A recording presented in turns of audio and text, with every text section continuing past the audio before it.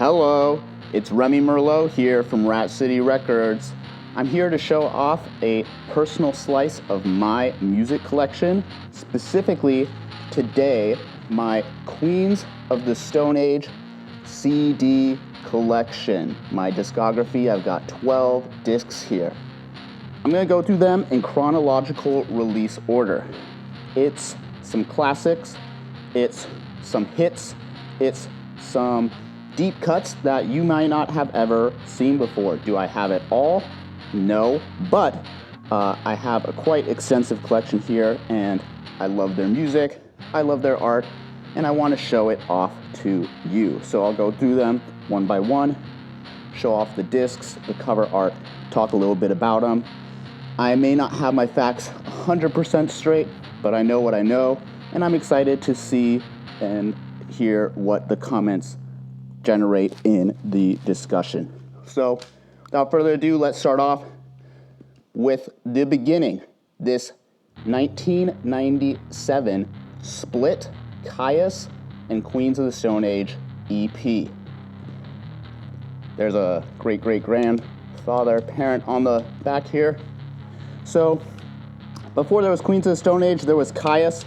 I'm not going to go into them too much. They were a Palm Desert band that Josh Homme was in the guitarist of in the 80s as a teenager. They split up, and then Josh Homme created Queens of the Stone Age.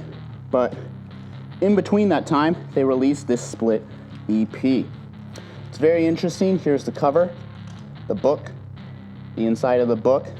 It contains about 8 tracks, and it starts off with an Into the Void Black Sabbath cover. Really heavy, really interesting song.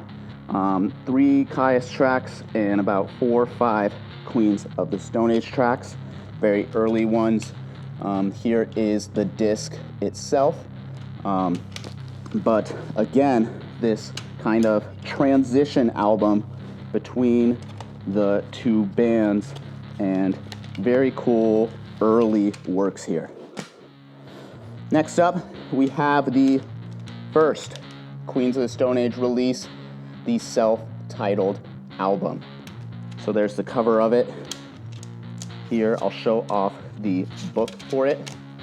Again, this was the first Queens of the Stone Age album, released around 1999, I believe. Very cohesive record. Josh Homme played a lot of the instruments himself on it. Almost a solo record in a way. What I find really interesting about it is that on the back here is a photo of Nick Oliveri, who was a bandmate in Kyuss and would later join Queens of the Stone Age, but he was not on the band yet at this time or on this album. The very last track of this album, I Was a Teenage Hand Model, it ends with a voicemail sound of Nick Oliveri talking, and it sounds like he's saying that he's going to join the band. And so at the time of the release of this record, it would have been really interesting as a fan to hear that and to be really excited and amped up for the next release, knowing that Nick Oliveri would be on it. Moving on, we have this very interesting feel-good hit of the summer. So the next album is Rated R, which I have, but this is an in-between, a kind of early release. And it's a small EP, and it has about 5 songs on it. So it has Feel Good Hit of the Summer, the kind of lead single off of Rated R, as well as some very interesting covers. My favorite is Never Say Never by Romeo Void, a very interesting cover. They've also got Who Will Be Next in Line and another track or 2. But this was a really cool preview of Rated R. So moving on, we've got Rated R itself. Here it is, the Blue Album. This album really sees Queens of the Stone Age branching out and covering a lot of different sonic textures, sonic ground, going in lots of different directions, really spreading out from the first album. It includes a lot of collaborators. Here's the book for it. Nick Oliveri, again, joins and is on bass and sings, and has a couple of the tracks for himself. Also, Mark Lanigan joins this album as well, and so it's very diverse vocal-wise as well. A favorite of mine is In the Fade, which features Mark Lanigan. And so here's the disc. I wonder who this is. Somebody I bet knows who this is. And there is a deluxe version of this in red, floating around with a lot of extra tracks from that time that I do not have, but I wish I had the RX red rated R deluxe version, but here's the regular version in blue. Next up, their third official album, Rated R. This is kind of their big breakout album where they really hit, I would say, rock royalty. This is the album that contains No One Knows, and this is the album that, sees the early band and all of its members really firing on all cylinders. Josh Homme is there, of course, leading. Nick Oliveri is on bass. Mark Lanigan is still part of the group. And then Dave Grohl is brought in on drums. And that really just seals the deal. This record is loud and intense. The book kind of forms a poster here. This cool kind of thing. Here you can see all the four members here. On the back, it's like a car, and has some really funny details. There's like a volume knob that they've replaced with loud and louder. Lots of kind of, funny, snarky comments and little things in the album art that become kind of a theme of a lot of their artwork. Here's the disc itself. Again, a really classic record at some of their rawest and loudest songs for the deaf. Moving on, we have this one. I could not believe when I found this one. It's called Complication. I did not know this album existed, so this is another in-between record. I forget, early 2000s it was released. Again, it functions kind of similarly to the Feel Good Hit of the Summer EP. There's a mix of a few tracks on here, a lot of them covers, and some very interesting covers as well.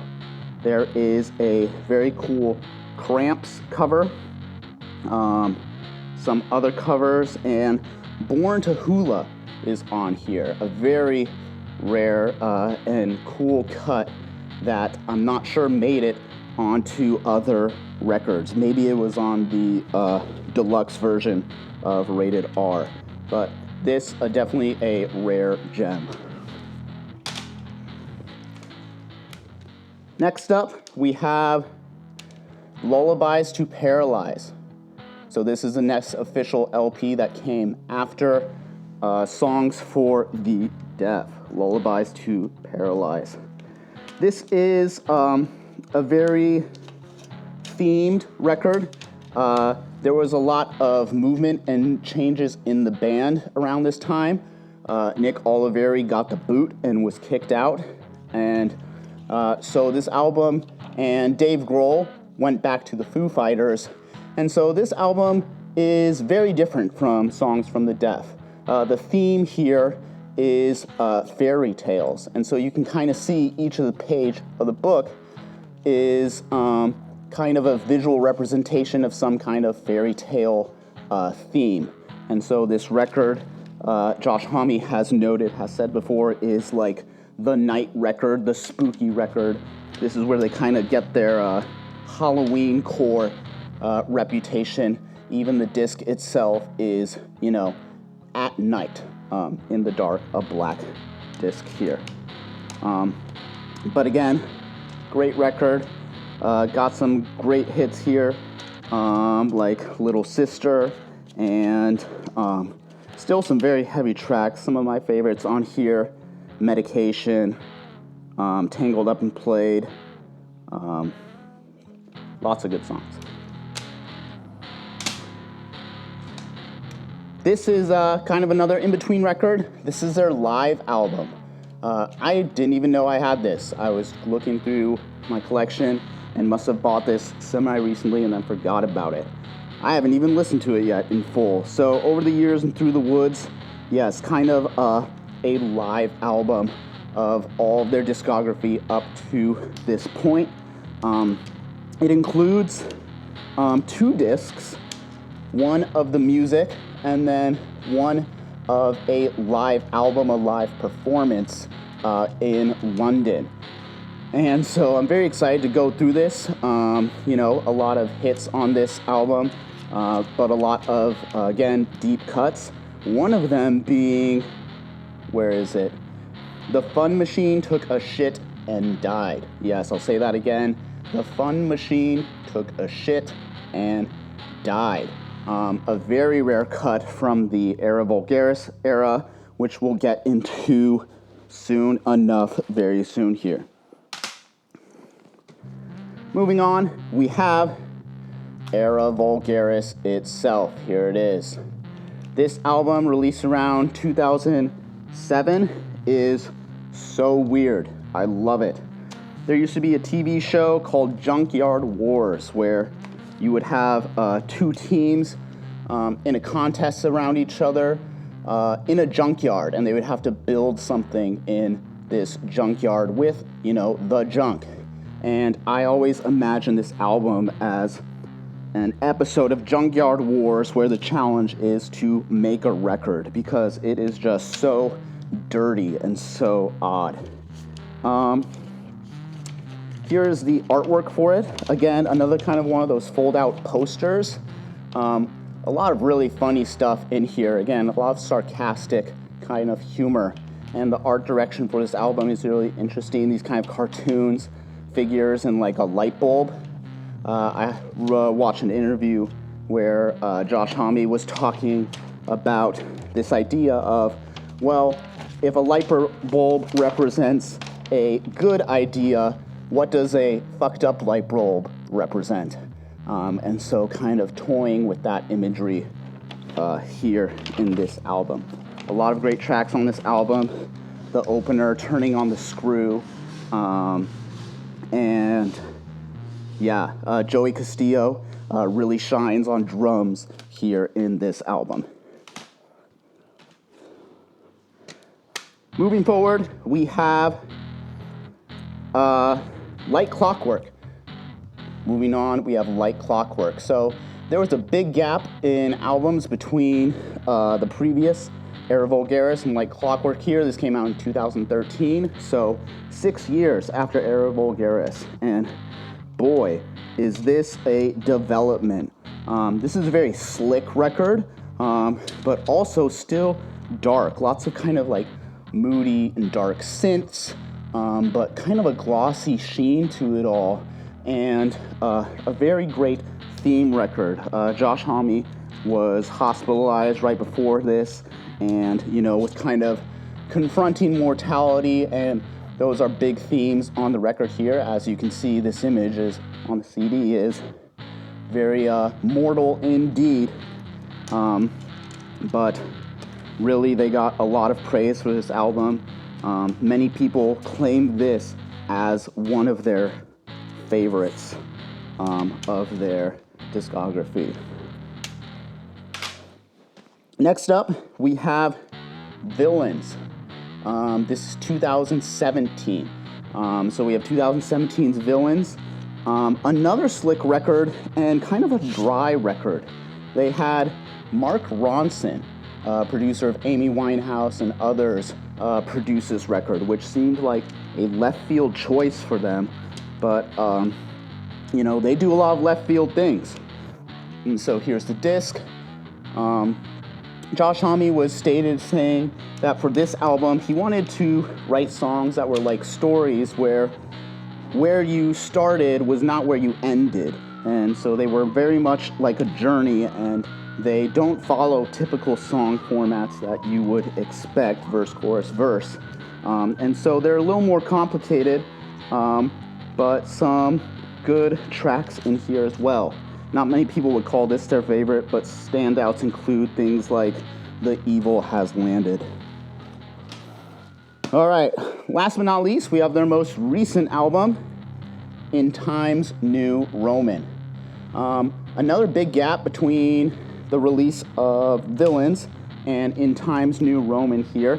This was released in 2023, and so another 6-year gap between albums. Again, this is almost a return to form for Queens of the Stone Age. They self-produced this one. It's very gritty, it's very grimy, it's loud, and again, Josh Homme, the lead, was really going through several personal crises at this time and really works through them in the music here. An impressive record for a band so deep into their career.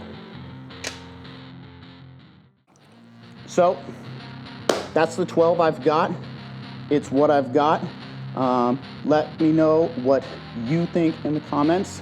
If you have any more that I missed, or if you'd like to add some details, start a conversation. Connect with us at ratcity.com. We put out a weekly newsletter called the Power Trio Playlist, where we cover the underground rock and roll scene, highlight the artists that are in there doing the work, and we report on rock and roll as well. Rock on, Rat Pack. I'm Remy Merlot. I'll see you later. Thanks for watching.